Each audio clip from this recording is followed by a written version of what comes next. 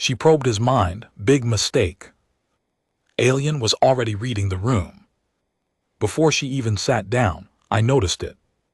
The second she walked through the airlock, her name was Zelenara, and she was the third voice of the Veil, the most powerful psionic diplomat in a civilization that had never once lost negotiation. She did not walk like someone arriving at a meeting. She walked like someone who already knew how it would end. Her body was tall and angular, covered in pale, iridescent kitten that shifted color with every breath she took. Her four limbs moved in perfect silence. She had no eyes the way we understood eyes, just two wide, dark surfaces on either side of her face that caught light and gave nothing back.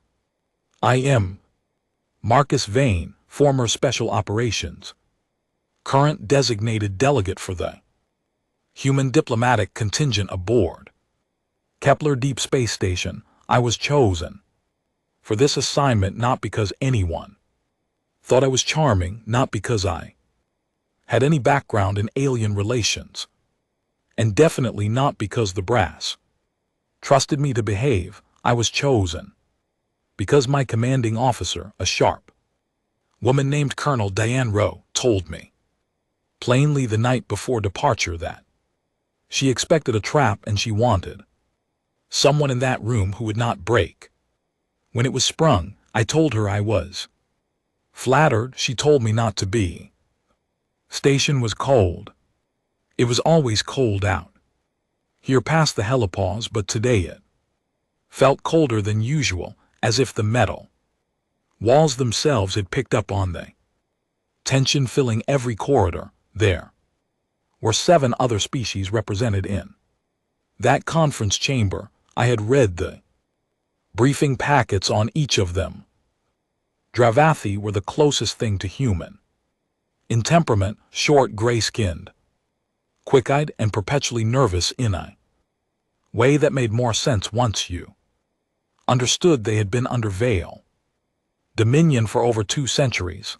The Sarathi were taller, plant-based in their biology, and communicated through color shifts in their translucent skin. The Voron were aquatic, present via sealed mobility suits that hummed with recycled water. There were others, but what mattered in that moment was not the species represented. What mattered was what they were all doing. They were all watching Zelenara, and none of them would look at her directly. The Dravathi interpreter assigned to our team, a slight individual named Ororo, leaned close to my shoulder the moment I took my seat. His hands were pressed flat against the table. Do not speak first, he whispered. Do not look at her. Attendance, and whatever you do, do not volunteer for anything she asks. I looked at him sideways. What does she ask? He opened his mouth, then closed it. You will know when she asks it. That was not a reassuring answer. The room settled into a low, restless silence. The other delegations arranged themselves with practiced care, bodies angled slightly away from the Veil section of the table. I noticed that the Sarathi representative had shifted to a deep gray, the color, according to my briefing, that their species displayed under significant stress. Even the Voron suit was moving differently, the water cycling at a faster rate than it had during the preliminary session that morning. Colonel Roy's voice came through the bud in my left ear. She was watching through the observation feed from 2 decks above. How are we looking? Tense. Tense, I said quietly. Too fine. Tense. Everyone in this room looks like they owe money to the person who just walked in. There was a pause. That bad, maybe worse. I said. She hasn't said anything yet. Zelenara had settled at the head of the Veil section, flanked by 2 attendants who stood rather than sat, their postures rigid and still as Sculpture, she placed her forward hands on the table's surface and was quiet for a long moment. When she finally spoke, her voice came through the universal translator as something smooth and measured, with a cadence that felt slightly off, like music played at the wrong speed. "We are pleased to begin," she said. Nobody replied immediately. The Sarathi representative shifted to an even deeper shade of gray. I cleared my throat and spoke for the human delegation. "So are we," I said. Her dark visual surfaces moved toward me. There was no expression I could read on her face, no narrowing of eyes or shift of mouth, but there was something in the quality of her attention. It felt like the moment before a scanner activates, like being the subject of a measurement you could not see taking place. "Human," she said, not to me, almost to herself, then directed at me. "You carry a great deal of noise." I had no idea what that meant. "I'll take that as a compliment," I said. Oral made a very quiet sound beside me. I could not tell if it was a suppressed word or a suppressed scream. Session proceeded for the better part of an hour. There were formal introductions, a recitation of the standing agreements between the Veil and the existing client species in the room, and a carefully worded acknowledgement that humanity represented an unknown variable in the existing order of their known space. Zelenara spoke with the unhurried confidence of someone reading from a script she had already written in her head. Every word was precise, every pause was placed deliberately. She was not speaking to inform, she was speaking to arrange. It was somewhere in the second hour that she set it down on the table as a standard protocol. When the Veil receive a new species into formal contact, she said, "We request a resonance reading from a designated representative." The room changed the moment those words left her mouth. The Sarahi delegate shifted from gray to a pale sickly yellow. The Dravathi attendants behind Oral all moved backward together in a single unconscious step. One of the Vorin suit operators, I could see the figure inside through the reinforced glass, pressed both their hands flat against the interior casing as if steadying themselves. Oral's voice arrived at my ear in a whisper so tight it barely qualified as sound. "That is not a reading. She maps the inside of a mind. She finds where fear lives. She finds where loyalty bends. She finds the exact point at which a person breaks, and she marks it, and after that she owns it." Every species in this room learned about it the same way. I looked at the other delegations. I looked at the way none of them were moving. I looked at the Devath attendants who had taken that single shared step backward. "Has anyone ever said no?" I asked quietly. "Species that said no," Oral whispered, "are not in this room." Colonel Rose and LT Uncan GT's voice came into my ear, low and controlled vein. "You are not authorized to accept that request. Stand by for instruction." I looked across the table. Zelenara was watching me with that flat measuring attention. Her attendants had not moved. Her kitten was a calm, steady blue. I reached up and turned off my comm unit. The room noticed. Ro definitely noticed. Somewhere above me, I imagined her pressing both palms against the observation window and using language that would make a cargo hauler blush. I looked at Zelenara and said, "I'll do it." The silence in that room became something physical. It had weight and texture and temperature. Zelenara regarded me for a long, still moment. Then something happened to her kit in color just at the edges of her forward Carapace, a thin line of something. Different, something I could not name. It was not the pale gray of the Sarahs. Dress, it was something more like the color a room gets when a door opens and the light is unexpected, she said. Volunteer, I said without hesitation. I had a couple seconds of hesitation and I said honestly, but yes. One of her attendants turned its head toward her. She did not look back. At it she kept her attention on me. You understand what is being asked? I understand what I was told, I said. I expect there are things about it I don't understand yet. That's fine. Another long pause, then she said with something that almost sounded like recalibration in her voice, we will proceed. Orald grabbed my arm. His fingers were tight. His face had gone the color of dry ash. Vane, he said, you do not know what you have just agreed to. I looked at him. I looked at the room full of species who had all learned what a resonance reading was through experience. They clearly wished they could forget. Then I looked back at Zelenara, who was already raising one hand toward me, and I thought about every soldier I had ever served beside, every moment I had survived that I maybe should not have, every weight I had carried long enough that it had stopped being a burden and started just being part of the furniture. She reached for my mind like she owned it. I let her in. That was her first mistake. Orald told me later that it lasted 4 seconds and he was watching the room clock the whole time, he said, because he could not bring himself to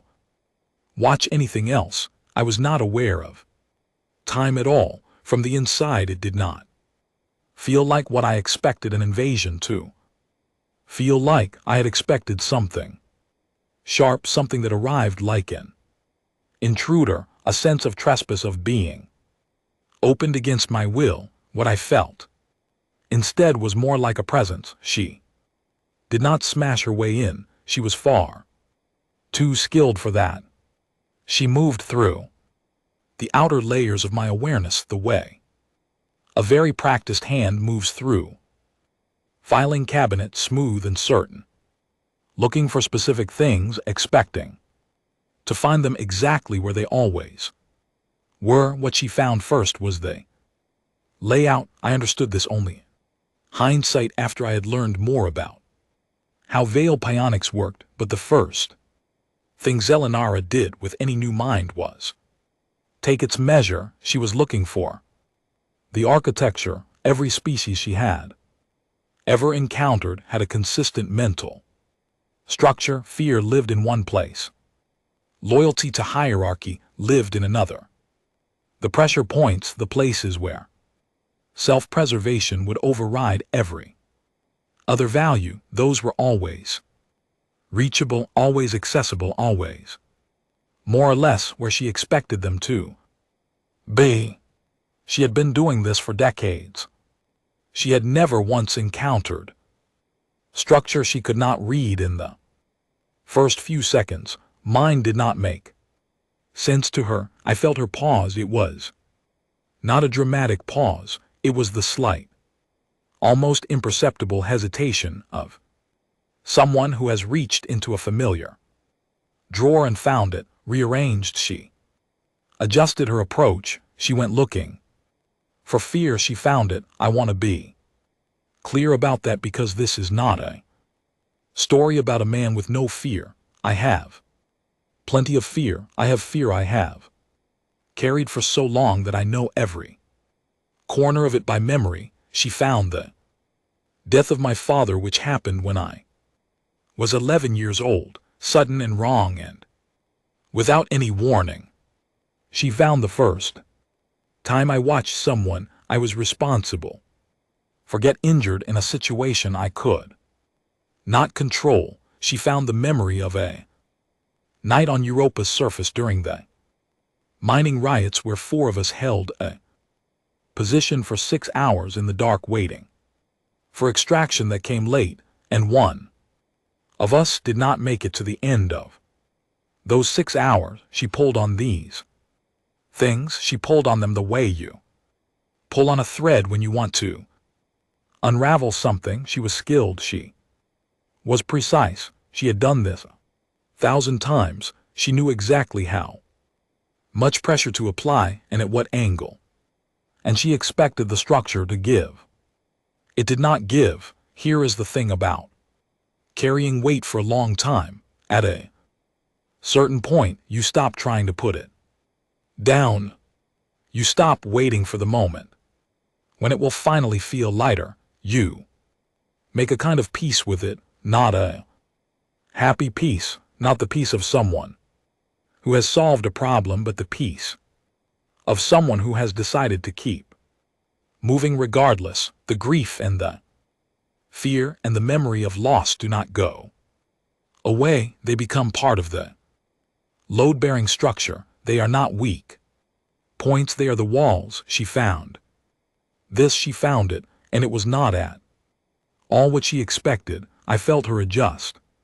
Again, she went deeper. She went looking for loyalty structures, for the places where allegiance could be redirected, for the person or idea or threat that would make me choose my own survival over everything else. Every mind she had ever read had this. It was, she believed, a universal constant in living things, the point where the cost of resistance finally exceeded the value of whatever was being defended. She could not find it in me. This was not because I am a particularly brave person. I want to be clear about that too. I am not someone who has conquered fear or who operates without self-preservation instincts. I am someone who spent 15 years in situations where the question of what I was willing to pay was answered so many times under so many different conditions that the answer had long since stopped being a calculation. It had become a reflex. She was looking for the dial that governed how much I would endure before bending. She found that the dial had been removed. Then she found the contradictions. This is the part that I think genuinely began to destabilize her. The veil, as I would later learn, had a taxonomy of minds. Every species they had ever encountered was internally consistent in a way that made them predictable. Fear and courage did not coexist in the same space. One always dominated the other. Grief and humor were mutually exclusive states. Love and the capacity for harm were filed in separate categories that never overlapped. Their entire science of psionics was built on this assumption.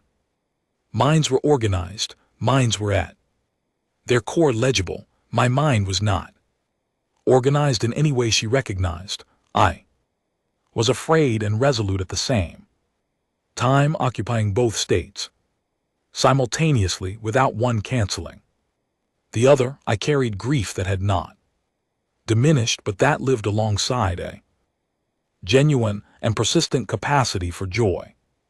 I loved people fiercely and was entirely willing in defense of those same people to do things that should have been incompatible with that love. I believed in the value of life and had taken lives, and did not find these two facts comfortable together, but carried them both anyway, because the alternative was to pretend one of them was not true. She had never encountered anything like it.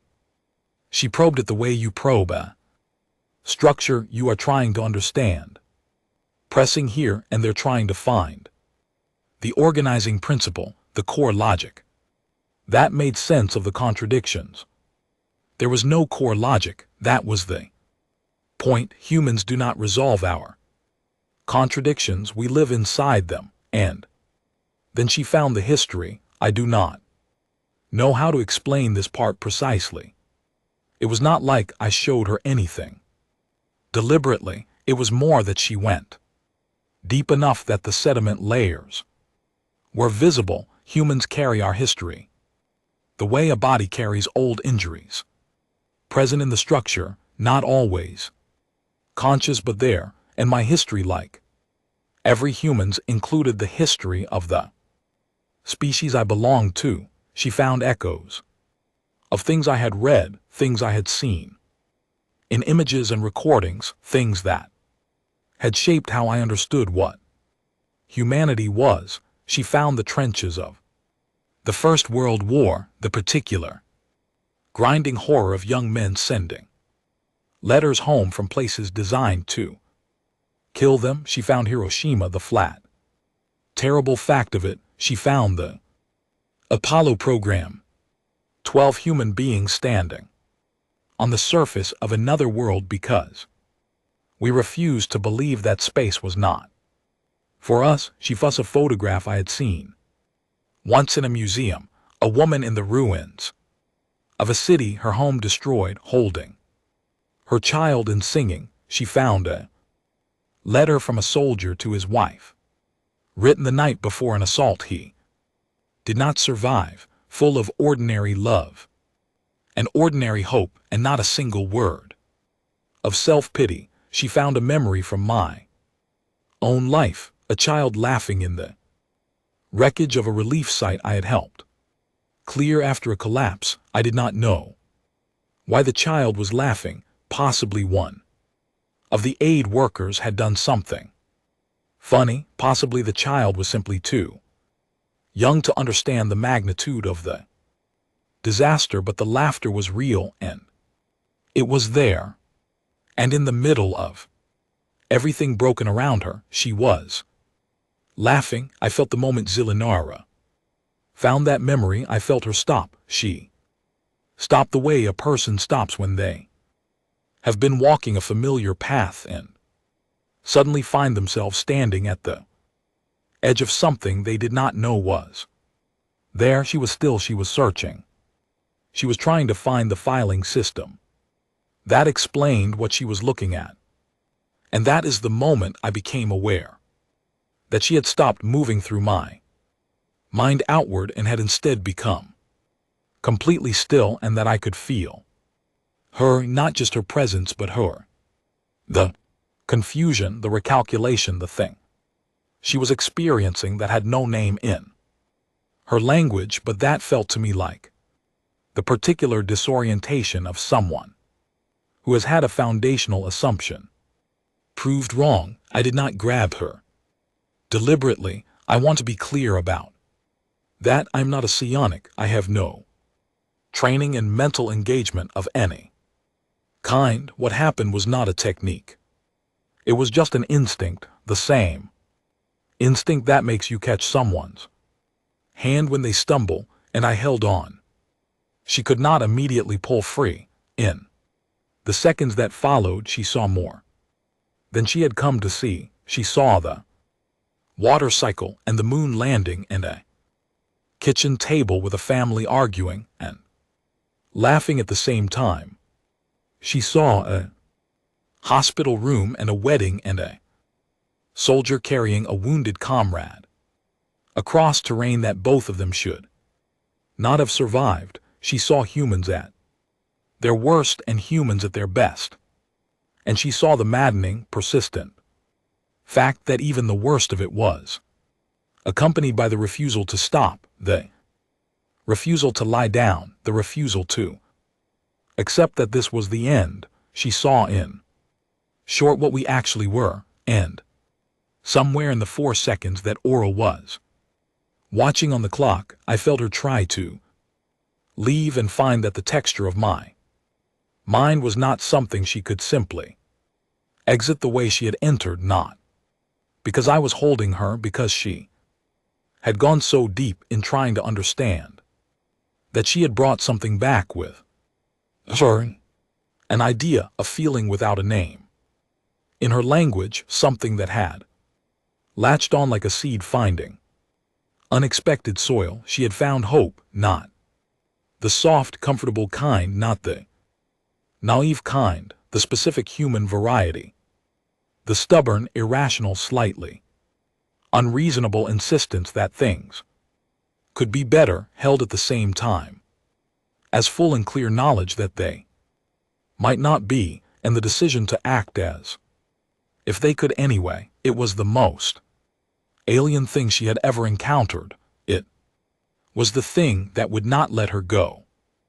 Aurel told me afterward that he counted 4 seconds on the clock, and in those 4 seconds he did not breathe once. When I came back to full awareness of the conference room, Zilinara had not moved. She was still seated across from me, both forward hands still raised in the posture she had used to initiate the reading, but something about her was different. The iridescent blue of her kitten had gone pale, not gray the way the Surrey showed stress, but a specific kind of white, chalky like color that had been pulled out rather than replaced. Her attendants were looking at her, not at me, at her, and they were not standing in their usual rigid postures. They had shifted almost imperceptibly toward each other. I picked up my water glass and drank. My hand was steady. I noticed this with mild surprise. I did not feel shaken. I felt more than anything like I had just come through something very long and was now finally on the other side of it. Other delegations in the room had not moved. The Sarathi representative was a color I had no name for, the Dravathi.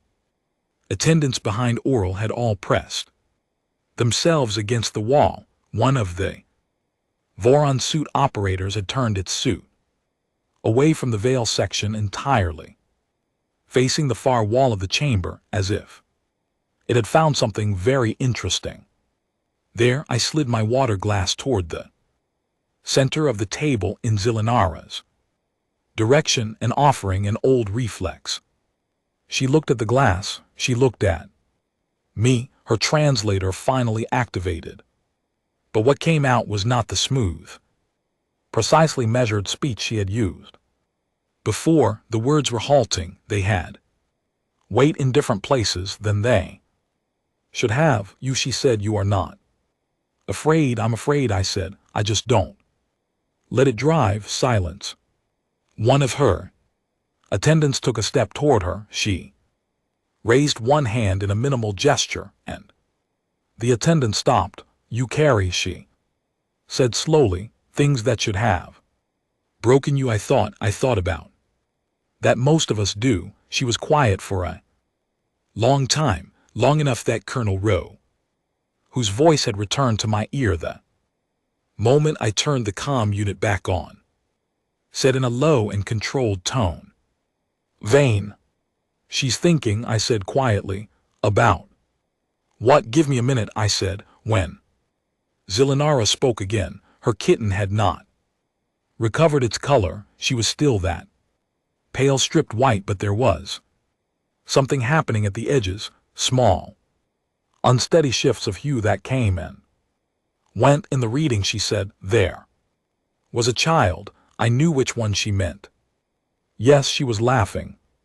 Yes, the structure around her was destroyed. Yes. Zilinara was quiet then, very carefully. Why? It was not quite a question. It was more like someone placing a word on the table and seeing what it did to the room. I don't know, I said honestly. Maybe someone made her laugh. Maybe she didn't understand what had happened yet. Maybe she was just a kid and kids laugh. I paused. Why does it matter? Because it should not have been possible, Zilinara said. Given the context, I looked at her. For a moment, we do a lot of things that shouldn't be possible given the context. I said, that's sort of the whole story.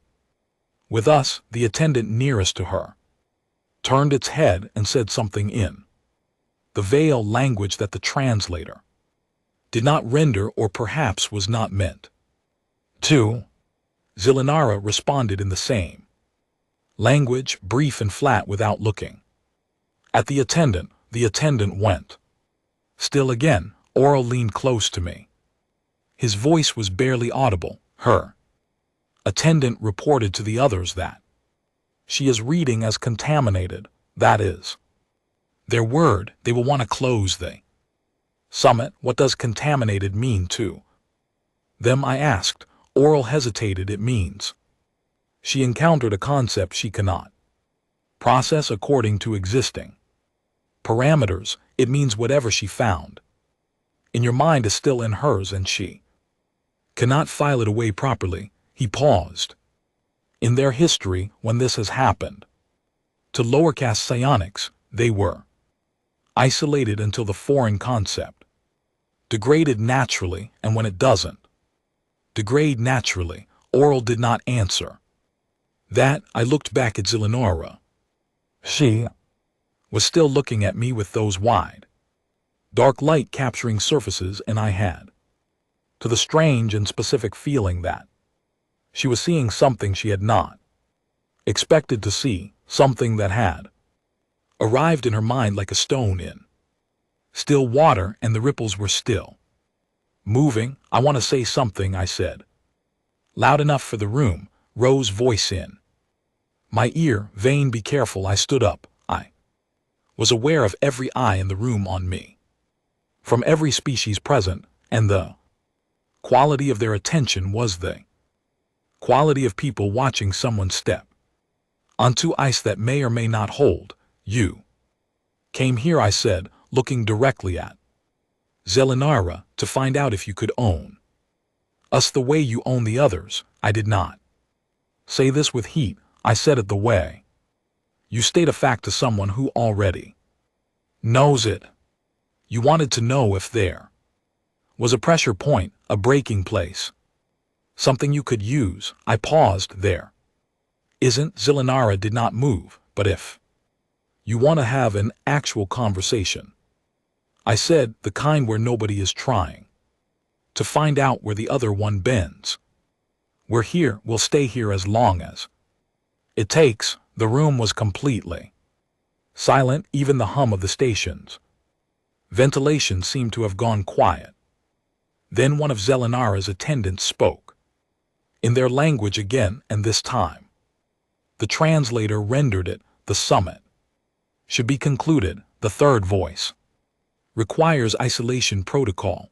Zelenara turned her head toward her attendant. Something passed between them that I could not read. The attendant went still as a held breath. Then Zelenara looked back at me. She did not speak. She did not respond. She simply looked at me with those unrevealing eyes, and I could not tell what was happening behind them. But I could feel, even without any psionic ability whatsoever, with nothing but the ordinary human instinct for reading another person in a charge, that something in her had shifted. The session was formally closed 20 minutes later with no agreement reached and no next date scheduled. The Vale delegation departed without ceremony. Zelenara walking back through the airlock with the same controlled, predatory grace she had walked in with, but her kitten was still that stripped chalky white, and she paused just for a moment in the frame of the airlock before stepping through. She did not look back at me. She looked at the water glass I had pushed toward her, still sitting untouched in the middle of the table. Then she was gone. Oral found me in the corridor outside afterward. He grabbed my arm with both hands and held on, and his face was doing several things at once, none of which I had a clear name for. Do you understand? He said. What? You just did. I talked to her, I said. You survived a full resonance reading and gave no ground, and then you told the third voice of the Vale in front of every species she has ever subjugated that you cannot be owned. He was shaking. Do you know what that means to the species in that room? Do you know how long some of them have been waiting for someone to say that out loud? I thought about the Dravathi attendants pressed against the wall. I thought about the Sarathi color. I had no name for. I thought about the Voron operator, turning their suit away like someone trying not to see something that was too big to look at directly. I just said what was true, I said. Oral stared at me for a long moment, then he laughed. It was a short, unsteady, slightly bewildered laugh, but it was real. You just said what was true, he repeated, as if checking that the words meant what he thought they meant. With the third voice of the veil listening, he shook his head slowly. I have been the interpreter for this station for 11 years. I have never seen anything like today. I thought about Zilinara pausing at the airlock. I thought about the water glass. I thought about the specific quality of her stillness when she found the memory of the laughing child. She's thinking, I said. Oral looked at me. What? She found something in my head that she doesn't have a category for, I said, and she took it with her, and right now she is somewhere on that ship trying to work out what to do with it. I looked toward the airlock. She and LT Unk and GTLL be back. Oral was quiet for a moment. How can you possibly know that? I thought about hope, the specific humankind, the irrational, stubborn, slightly unreasonable kind, the kind that latches on like a seed in unexpected soil and will not stop growing even when it should, because once it's in you, I said, it doesn't let go. The leaked veil communiques arrived via the Dravathi intelligence network 48 hours after the summit closed. I want to be clear that I did not read them at first. Rohand handed me the translated summary, and I sat in my quarters on the station and looked at it for a long time without opening it, because there is a specific discomfort in reading a document about what happened inside your own head when you weren't paying attention. Eventually, I read it. The document was a partial transcript of the emergency convening of the Veal High Choir, their governing psionic council. It had been convened aboard their flagship within an hour of the delegation returning from the summit. The Dravathi contact who had obtained it could not confirm how complete the record was or how accurately it had been translated through 3 intermediate languages before arriving in English, but the broad shape of it was clear enough. The choir had met to assess Zilinara. This was not a routine debrief. The High Choir convened an emergency session for 2 reasons only: an external threat to Veal civilization or an internal breach of their sonic order. Zilinara's condition had been classified as the second. When the ship's psionic monitors examined her upon return, they found the exact thing her attendants had reported at the summit: a foreign concept embedded in her mind, resistant to standard processing, spreading in the way that ideas spread when they find no natural boundary to stop them. The choir scanned her directly. All 7 of its senior members looked into her mind and saw what she had brought back from me. And then the debate began. The first voice in the transcript belonged to a figure identified only as the primary of the choir, who held the highest psionic rank in the Veil order. The primary opened with a position that was, as I read it, disturbingly straightforward. Humanity must be addressed immediately before they could spread further into known space. The word used in the translation was addressed, but the Dravathi contact had noted in the margin that the original Veil term was more specific. It was the same word, the Veil, used for the removal of a structural flaw in a building, the kind of removal That leaves no trace of the flaw behind. 6 members of the choir agreed with the primary. I read that line twice, then I set the document down, then I picked it up again. 6 of 7. I thought about what that meant in practical terms. Vale had a fleet capability that was not, on paper, superior to humanity's. We had been building and expanding since the day we first left Earth, and we had never been a species that moved cautiously when it came to construction. But they had capabilities we had never encountered in a military context, and the 3 warships that had entered human space in the hours following the summit were not there for sightseeing. I went back to the document. The 7th member of the choir who had spoken against the primary position was Zyllenara. I read the record of her argument very carefully. It was not a long argument. It was not an impassioned argument in any way I would recognize from human debate. The Vale did not work through rhetoric or emotional appeal.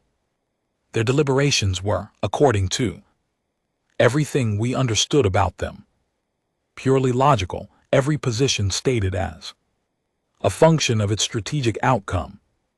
Every counterargument addressed on its structural merits. Zyllenara did not argue with sentiment. She argued with a question. She kept returning to a single point, stated and restated in different forms across several exchanges with the primary and the other choir members.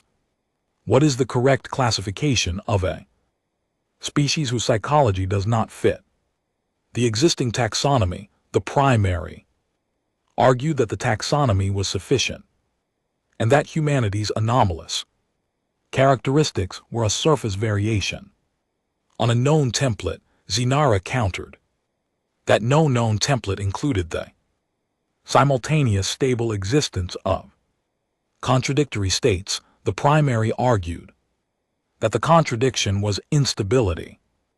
By another name, Zyllenara argued that she had looked directly into the mind of a human representative and found no instability, found instead a coherence, achieved through the carrying of contradictions rather than the resolution of them. The primary asked her to explain what she meant by coherence. She could not fully explain it. This was, by the standards of a Vale choir deliberation, an extraordinary admission. She's saying that she had encountered something for which she did not yet have adequate language, and she was asking for time to develop that language before a decision was made. The choir denied her request. They voted 6-1 in favor of the primary's position. And then the document ended. I sat with that for a while. Ro came in while I was still sitting with it. She sat across from me and did not say anything for a moment, which was how I knew the situation was serious. Ro was not a person who used silence as a preamble to anything minor. 3 warships, she said. Finally, I know deep scan configuration. Not combat configuration, but they could convert in under 2 hours.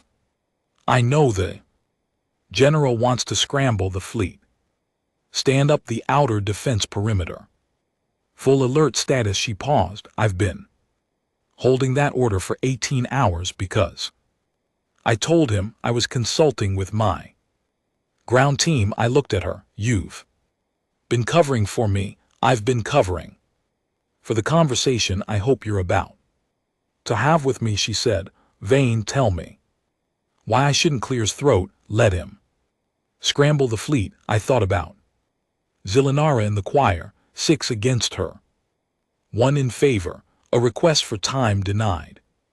I thought about an idea embedded in her mind like a seed, resistant to standard processing, spreading because it had found no natural boundary to stop it. She's not done, I said. Ro looked at me. Steadily. You're asking me to hold off a defensive mobilization based on your read of an alien you met once. I'm asking you to give it 12 hours, I said. She argued against the choir's decision. She got outvoted, but she's still on that ship with the thing I left in her head, and she is not the kind of person who drops a question just because someone told her to. Ro was quiet. She had the expression she always got when she was doing the calculation, the one where she was weighing the cost of being right against the cost of being wrong. The thing you left in her head, she said. Slowly, what was it? I thought about the specific human variety of hope. Stubborn, irrational, persistent past. All reason, an idea she can't put down. I said she's been trying, she tried. In the choir. She tried arguing it away. It won't go. Ro looked at me for a long time, then she stood up and she walked to the door and she stopped with one hand on the frame. 12 hours, she said.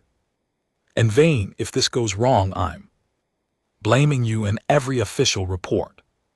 That's fair, I said. She left. I went back to the document. The most dangerous thing you can do to a being whose entire civilization is built on the weaponization of minds is give them an idea they cannot process according to existing parameters, not a threat, not a force of arms, an idea, the kind sits in the structure of a mind and keeps asking questions that the existing framework was not built to answer. Zilinara had gone into my mind expecting to find a room. She had found a territory and she had brought back a piece of that territory with her, and it was doing what territories do. It was expanding. I thought about the child laughing in the rubble. I thought about the letter home. I thought about the woman in the ruins singing. I thought about every human being who had ever carried something unbearable and kept moving anyway, not because the burden lightened, but because the alternative was to stop, and we were simply not as a species very good at stopping. Somewhere on a veiled flagship at the edge of human space, the third voice of the most powerful psionic civilization in the known galaxy was sitting with a question that had no answer in any language she had been taught. She was sitting with it the way you sit with a fire that has started in a room that was supposed to be fireproof, watching it not go out, trying to work out what it means that fire can burn where fire was not supposed to be possible. I hoped she kept sitting with it. I hoped the 12 hours were enough. I turned off the light in my quarters and looked out the narrow viewport at the dark, and I thought she will come back because the idea she took with her would not let her go, and the idea had a name. It just did not have a name yet in her language. She came back alone. No attendants, no diplomatic escort, no advanced communication through the standard channels. The airlock of Kepler Deep Space Station received a single veil shuttle at 400 station time. 41 hours after the original summit had closed. I was asleep when the alert came. I dressed in 4 minutes and was in the corridor in 5, and I ran into outside the conference chamber, who was in a state I had not seen on him before. Not frightened exactly, but somewhere past fear into a witty trembling disbelief. She came alone, he kept saying. She came alone. You mentioned that. I said you do not understand what that means. He said, a voice of the veil does not travel without escort. It has not happened in recorded history. The escort is not protection, it is status, it is rank made visible. To arrive without one is to arrive, as he searched for the word, as nothing, as a private Individual, as someone who is here, not as the third voice, but as herself. I thought about that while I walked into the conference room. It was empty except for the two of us when she entered. I had made coffee. There was a machine in the prep room off the main corridor, the large industrial kind that the station ran through several times a day, and I had made 2 cups and brought them in. One in front of me, one pushed to the center of the table, the same way I had pushed the water glass before.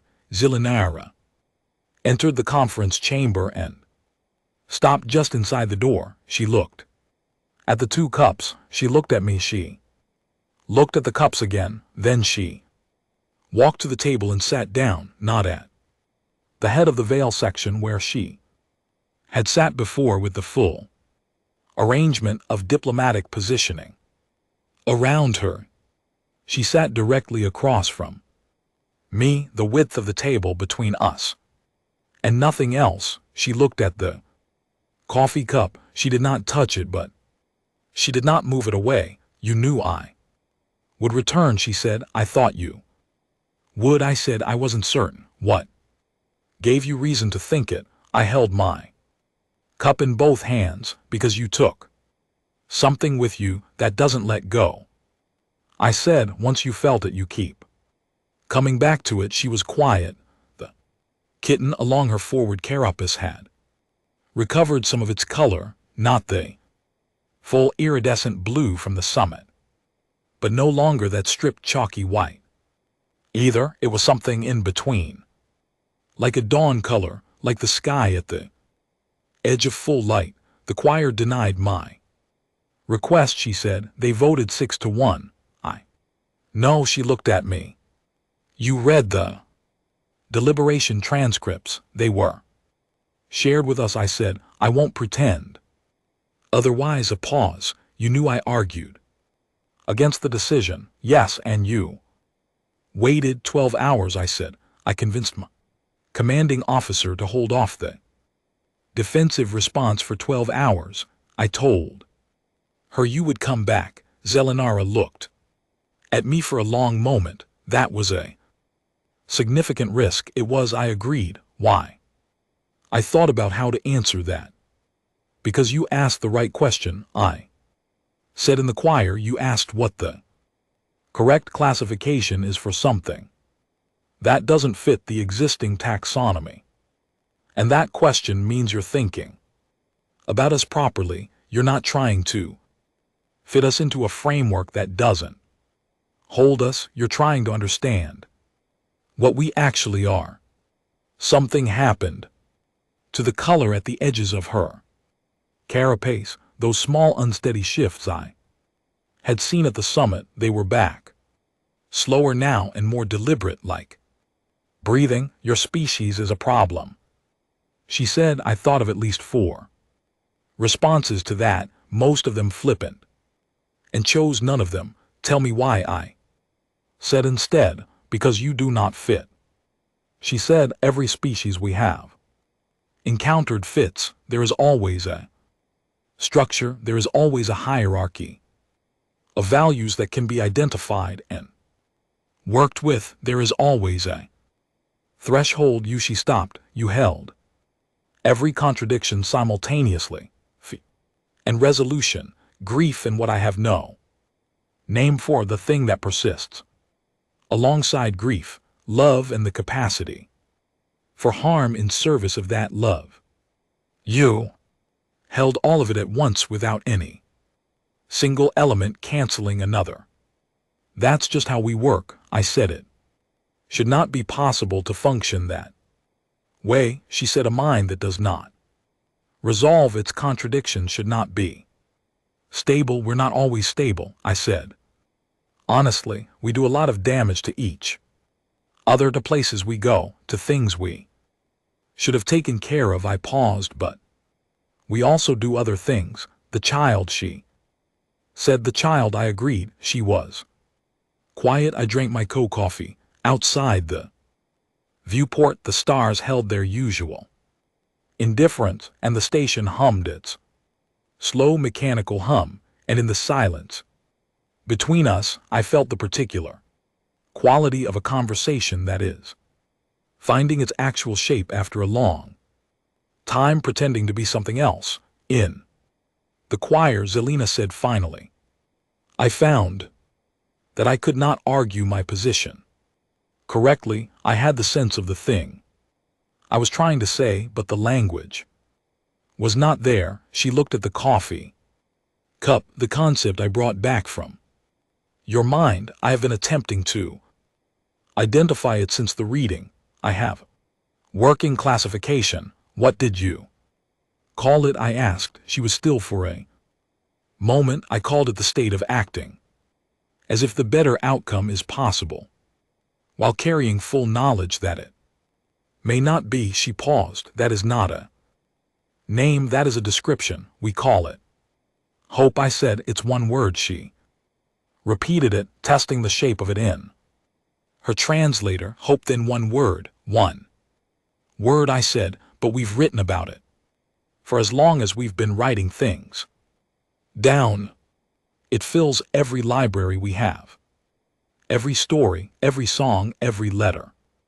Home, it's everywhere. Her kitten shifted again, that dawn color moving towards something warmer, because it is, she said, and it was not quite a question. The thing that does not let go. Yes, I said. She looked at her coffee cup. She looked at me. She looked at the cup again. Then she reached out and wrapped two of her forward fingers around it. She did not lift it. She just rested her fingers on the ceramic, and the color at the edges of her carapace shifted into something I had never seen on a veil before, something warm and uncertain and, in its own way, entirely new. The choir will enforce their decision, she said. I cannot change that alone. I know, I said. This conversation does not constitute a treaty. It does not constitute any formal agreement between our peoples. I know that too, I said. What it constitutes, she said slowly, I am not yet certain. I looked at her. I looked at the hand that was resting gently on the coffee cup. I thought about 200 years of Dravathi subjugation. I thought about the Sarathi turning gray. I thought about 6 votes in a council that had decided the simplest solution was the final one. I thought about a single vote against cast by a being who had found something in the mind of a human soldier that she could not file away and could not stop thinking about. It's a beginning, I said. That's enough. We sat her across from each other for the next 3 hours. The coffee went cold. Neither of us moved to warm it. We talked the way 2 people talk when they are trying to build a shared language from scratch, carefully, with long pauses, with wrong turns and recalibrations, in moments where the translator simply did not have the word and we had to find our way around it. She asked me about the letter home. She had seen it in my mind, and she had been carrying the image of it since a human handwriting words on paper to be carried across a distance to someone who was loved. She asked why the writing was necessary if the writer believed he might not survive. I told her that the writing was not for the writer, it was for the one who would receive it. She was quiet for a long time after that. She asked about the music. Why did humans make music, particularly in the worst circumstances, when the function of music was not survival adjacent in any way she could model? I told her that the function of music was not survival. The function of music was to remind you that you were alive, and that being alive was something worth noticing. She thought about this in silence. She asked about the laughing child. I told her what I had told her before, that I did not know why the child was laughing, and then I told her what I had not told her before, which was that It did not matter why. What mattered was that the laughter was real, that in the middle of everything broken, the child had found something genuine and spontaneous and fully present.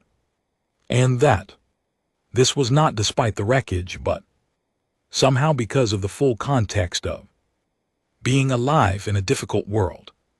Possible, Zilinara was still for a very long time after that. Then she said, quietly, in the most careful and deliberate tone I had heard from her, "Yet we have never had that." I waited. "We have never had presence without leverage," she said. "Every interaction in our culture is structured around what each party has, what each party needs, and what each party can lose. There is no interaction that is simply," she paused, "simply there, simply itself." I thought about the coffee cup, her hand on it, neither of us pretending it was anything other than what it was. "I know," I said, "the concept I brought back from your mind," she said. "The hope it is structurally incompatible with our existing framework." She paused because hope assumes that the outcome of an effort is not predetermined by the power differential between those involved. It assumes that effort itself has value, independent of the calculated probability of success. "Yes," I said. "That assumption," she said, "would destabilize every hierarchy we have built." "I know," I said. A long silence. "I did not come here," she said finally, "with authority to offer terms. I didn't ask for terms," I said. She looked at me.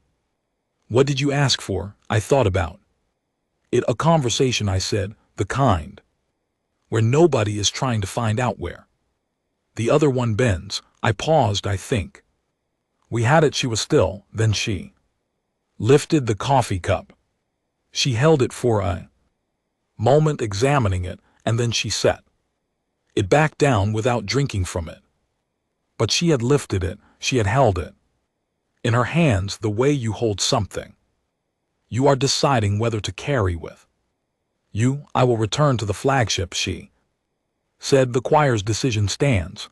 The 3 ships will withdraw from human space within the hour." I let out a breath I had been holding for longer than I realized. "But," she said, "I will return to the choir, and I will argue again, and I will continue to argue until I have built the language for the concept I brought back from your mind. Because a concept that cannot be argued cannot be resolved, and a concept that cannot be resolved continues to spread." And she paused, and something about the pause felt for the first time almost human. "I believe it should spread." She stood. She was up in the way Vale were always tall, angular, and precise, but something about the way she stood now was different from the way she had stood when she arrived at the first summit. Something had shifted in the center of her posture, not weakness, something else, something that looked from the outside like the beginning of a question being held rather than deflected. She walked toward the door. She paused at the frame. "The word," she said without turning. "Hope." "Yes," I said, "it is resilient," she said, "even in minds that were not built to hold it, especially." Then I said. She left. I sat alone in the conference room for a while. The cold coffee sat in its 2 cups. The viewport showed the same indifferent stars. Somewhere out there 3 warships were changing course, heading back out of human space, carrying with them a 3rd voice who had 6 votes against her and 1 concept she could not stop carrying. I thought about Oral, who would read the exit report and possibly never fully recover. I thought about the Dravathi who had been under Vale dominion for 200 years and who had watched something happen today that had never happened before. I thought about the Sarathi who would go through 12 distinct color states when they received the news that the warships had withdrawn. I thought about every species in that room at the first summit. All of them pressed back against walls and turned away and holding their breath, and what it had meant to them to watch someone sit down at that table and simply not break. Ro came in an hour later. She stood in the doorway and looked at me. The ships withdrew, she said. Yes, you want to tell me what happened in here? I thought about 3 hours of conversation. I thought about a hand resting on a coffee cup. I thought about a single veil word for an idea that had no name in any language she had been taught. I thought about a letter home, a child laughing, a voice in a choir that had been outvoted but had not gone quiet. I picked up my stylus. I started writing the report for command. I wrote 1 line and then I stopped and I crossed it out and I sat for a moment, looking at nothing. Then I wrote the only line that was true. She probed my mind, looking for a weakness to pull on. What she found instead was a human being. And somehow that was enough. I put the stylus down. Outside, the stars held their usual indifference. Inside, something new had started growing, and it would not